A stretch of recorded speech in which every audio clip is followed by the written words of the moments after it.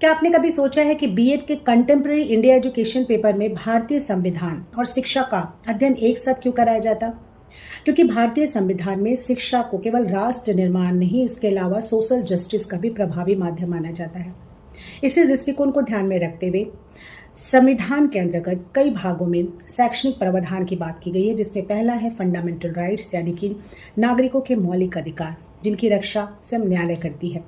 इससे पहला है आर्टिकल 15, जो कि राइट अगेंस्ट डिस्क्रिमिनेशन की बात करता है, जिसमें कहा गया है कि सरकार शैक्षणिक संस्थानों में किसी भी दृष्टिकोण से, चाहे वो जाति, धर्म, लिंग, भाषा और जन्म स्थान के आधार पर कोई डिस्क्रिमिनेशन नहीं करेगा।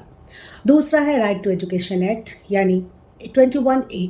इसमें कहा गया है कि 6 से 14 वर्ष तक के बच्चों को निःशुल्क अनिवार्य शिक्षा की व्यवस्था है। तीसरा article 29, protection of culture and language, यानी प्रत्येक नागरिक को अपनी भाषा, लिपि और संस्कृति को संरक्षित करने का अधिकार है। और सबसे लास्ट में है आर्टिकल 30, जो कि माइनॉरिटीज़ को ये अधिकार देता है कि वो अपने पसंद के निजी शैक्षणिक संस्थानों को स्थापित कर सकते हैं और संचालित कर सकते हैं। इसके बाद आती है बात directive principle of state policy की, जिसमें आर्टिकल 45 में कहा गया है कि जन्म से लेकर के 6 वर्ष तक के बच्चों को early childhood care and education की व्यवस्था की जाएगी, जिसमें उनके सोशल, मेंटल, फिजिकल डेवलपमेंट के साथ साथ उनकी लैंग्वेज डेवलपमेंट पे भी ध्यान दिया जाएगा।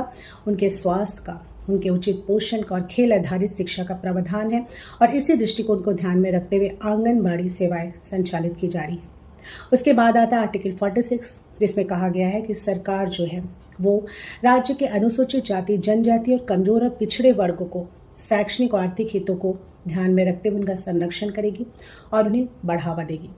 इसी दृष्टिकोण को ध्यान में रखते इस पेपर में संविधान और शिक्षा को एक साथ अध्ययन कराया जाता है, क्योंकि दोनों का ही उद्देश्य है एक समान, समावेशी और लोकतांत्रिक समाज का निर्माण करना।